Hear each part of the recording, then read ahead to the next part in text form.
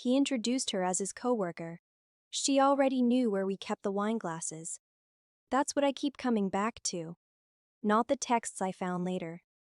Not the receipts. Not the conversation I had with him at 1 a.m. in our kitchen, while the leftover food was still sitting out on the counter. Just, she walked into my house and went straight to the cabinet above the dishwasher.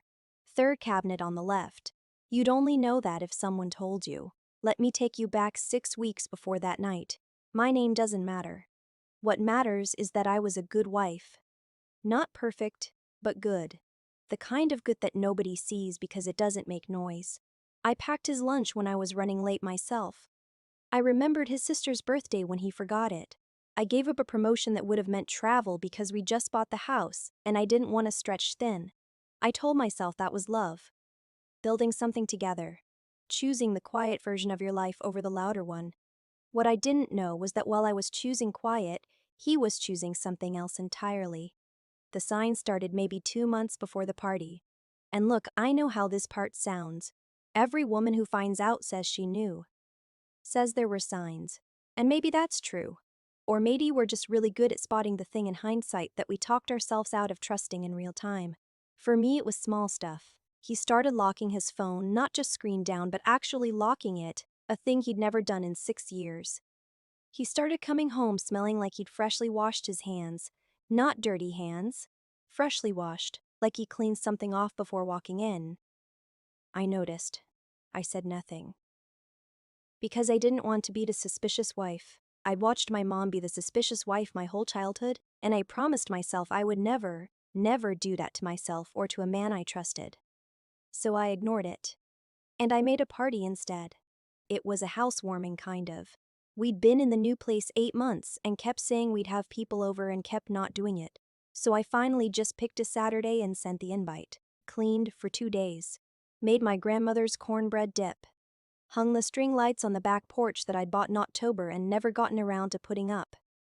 I wanted it to be nice. I wanted people to walk in and feel like, yeah, this is a real home. These two people built something real. About 30 people came. His work friends, my work friends, our neighbors, my girl Denise from college. It was loud and warm and everybody was having a good time. She got there around 9. He introduced her in that casual, easy way. Oh, this is Priya, she's on my team. And she smiled and shook my hand and said she'd heard so much about me. Normal. Fine. Nothing.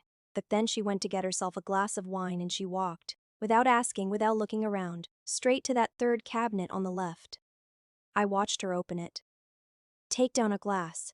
Fill it from the bottle on the counter. And I stood there with this strange feeling in my chest. Not panic.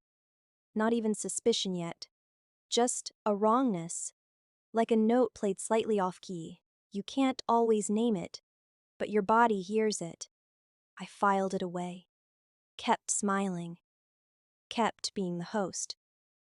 Around 11, I went looking for more napkins in the back bedroom we use as a storage room. His jacket was on the chair in there. He'd worn it earlier and taken it off when the house got warm. I don't know why I picked it up. I wasn't snooping. I genuinely think I just picked it up to hang it somewhere so it wouldn't get wrinkled. His phone slid out of the pocket. It lit up when it hit the floor. A text preview. Just 4 words visible on the screen before it went dark. You look good tonight. From a name I didn't recognize. I stood there holding his jacket for a long time. Then I put the phone back in the pocket. Put the jacket back on the chair. Went and found the napkins. Walked back out to my own party. I smiled at Denise. Refilled somebody's drink. Laughed at a joke I didn't hear.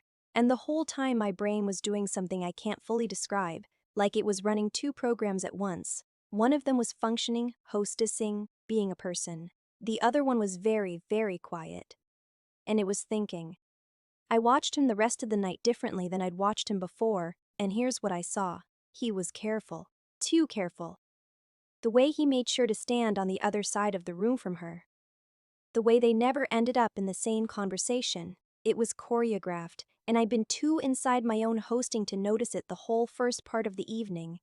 But now I noticed. At one point, they were both near the kitchen doorway at the same time and he pivoted, physically turned his body and started talking to someone else. Smooth. Practiced. That pivot told me more than the text did. People started leaving around midnight. By 12:30, it was just a few stragglers. I was collecting cups from the back porch when I heard Denise say goodbye to someone at the front door. Then I heard her voice, Priya's voice, saying it was so nice to finally see the house.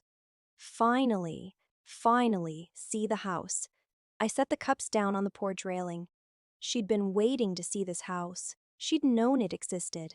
She'd been told about it, described it, probably, from a man who came home to it every night and then, apparently, talked about it with her. I walked inside. She was gone. He was closing the door.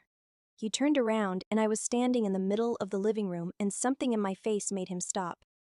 "Good party," he said, carefully. "She knew where the wine glasses were," I said. He didn't answer. "Third cabinet, she didn't ask, she just went there." He looked at the floor. And I've thought about that moment 100 times since. Because he could have said anything, could have made something up. Could have said she'd helped him put groceries away once, that I was reading into things, that I was being paranoid. He's a smart man. He could have built a story. He didn't. He looked at the floor.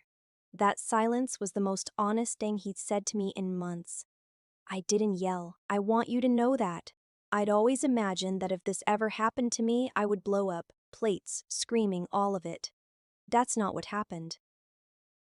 I sat down on the couch. I asked him to sit across from me, and I asked him one question. How long have you been lying to me inside this house that I helped pay for? 7 months. It had been going on for 7 months. 7 months of me choosing quiet, giving up the promotion, making the cornbread dip, hanging the string lights. I nodded. Like he'd told me something I needed to write down and remember later. Then I said, "I want you out by Friday." He said, Can we talk about this?" "We are talking," I said. "Friday." He slept in the guest room that night. I didn't sleep at all. I lay in our bed and stared at the ceiling and I thought about 7 months. What 7 months looks like from the outside. A functioning marriage, a new house, string lights on the porch. And what it apparently looked like from the inside of his other life. Friday came. He left. That was 4 months ago. Some days I'm fine. Some days I'm driving to Target, and a song comes on and I have to sit in the parking lot for a minute before I can go in. That's just the truth of it. It doesn't mean I made the wrong call. It means it cost something real. It always does. But I'll tell you what else is true. Last week, I rearranged the living room furniture by myself. Took me 2 hours. The couch is in a completely different spot now, and it looks better. It looks like mine, and nobody in the world knew it was happening except me.